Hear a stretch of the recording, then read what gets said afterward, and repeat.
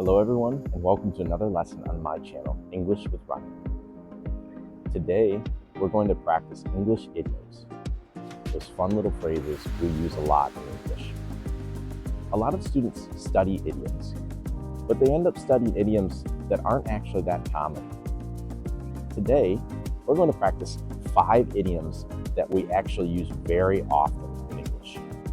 Some of these you might hear every day. Are you ready to get started? Let's go.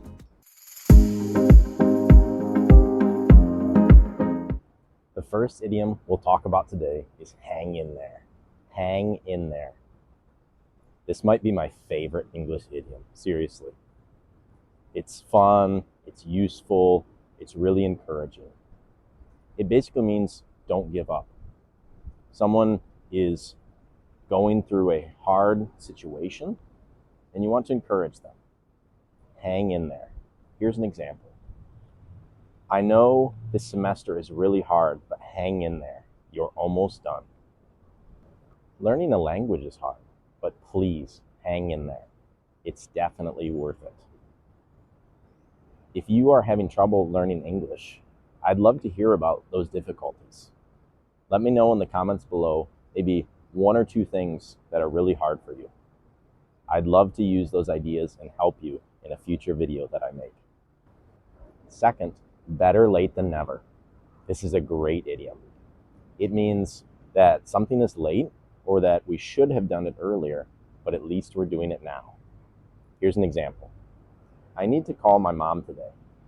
I was supposed to call her yesterday, but I forgot. I'll call her right now.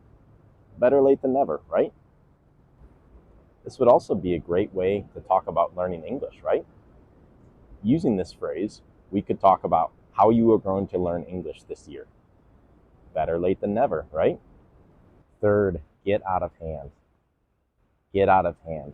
This is basically when things get out of control. This could be a project that doesn't go well, maybe your finances, or maybe you're out with some friends in town at a bar and an argument turns into a fight. Here's an example.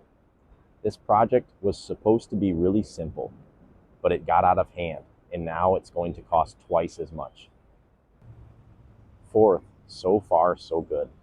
This is a really, really common idiom. In the United States, well, not everyone is like this. A lot of people don't like to give many details. So we can use so far so good to say that everything is going okay without saying much else. I have 2 examples for this one. First, a very simple example. How's your trip going? So far so good. Second, a slightly different example. I've been studying for my exam for 2 weeks, and so far so good. I think I'll do very well on the exam. This person is just saying that everything is going well. Their studying is going well, and they're going to do well on the exam. Finally, under the weather. Under the weather. This means that you're slightly sick or ill. It's normally something like the common cold or the flu. Here's an example. My boss is under the weather today, so I'll be covering for him at the meeting. And there you have it, 5 very common idioms in English. You should try to use these in your everyday conversation. Don't use them too much, but use them occasionally. It's a great way to sound more natural.